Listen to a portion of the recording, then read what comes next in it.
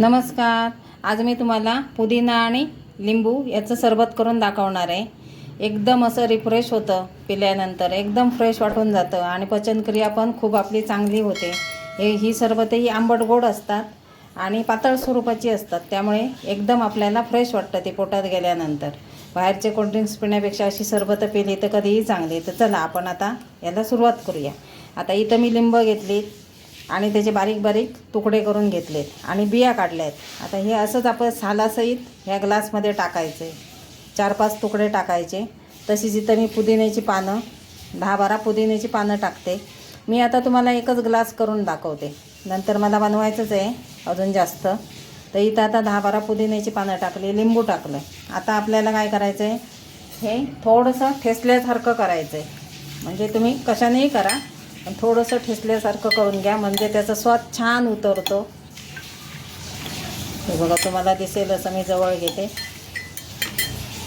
एका ग्लासासाठी 10-12 पानं पुरेशी आहेत आणि अर्ध लिंबू पुरेसे आहे. हे असं सगळं ठेचून घ्यायचं आहे. मी थोडंसं ठेचून घेते.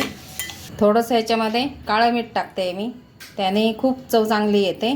आणि 1 चमचा शुगर सिरप टाकते मी. मोठा 1 चमचा टाकला आहे, तुम्ही कमी जास्त करू शकता. आणि हे मी घरच्या घरीच तयार केलं आहे आत्ता. तर 1 चमचा टाकलेला आहे आणि तोही मोठा चमचा. आता ह्याच्यामध्ये थंड पाणी टाकते थोडंसं आणि हे चांगलं मिक्स करून घ्यायचं आहे. जे आपण असं ठेसल्यासारखं केलं आहे की नाही, ते मिक्स करून घ्यायचं छान अगदी. आता ह्याच्यामध्ये आपल्याला टाकायचं आहे सोडा.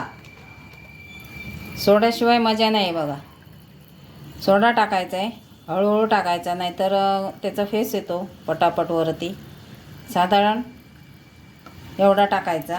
आणि त्याच्यामध्ये टाकायचं आहे आपल्याला बर्फ टाकायचा आहे. जेवढा तुम्हाला थंड पाहिजे असेल तेवढा बर्फ टाका आणि हे मिक्स करा चमच्याने.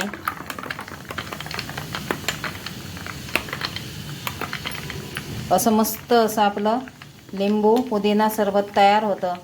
खूप छान वाटतं पिल्यानंतर. नक्की ट्राय करा आणि आवडलं तर लाईक शेअर नक्की करा आणि सबस्क्राईब करायला विसरू नका. आपलं सरबत तयार आहे. अगदी मस्त सरबत तयार होतं. नक्की ट्राय करा. असं आपलं हे रिफ्रेश करणारं पुदिना लिंबू सरबत तयार झालेलं आहे. हे सरबत पिल्यानंतर आपली ताण भागते बघा. आणि बाहेरचं आपण जर कोल्ड्रिंक आणलं आणि पिलं तर तात्पुरतं आपल्याला बरं वाटतं, नंतर परत आपल्याला ताण असं होतं.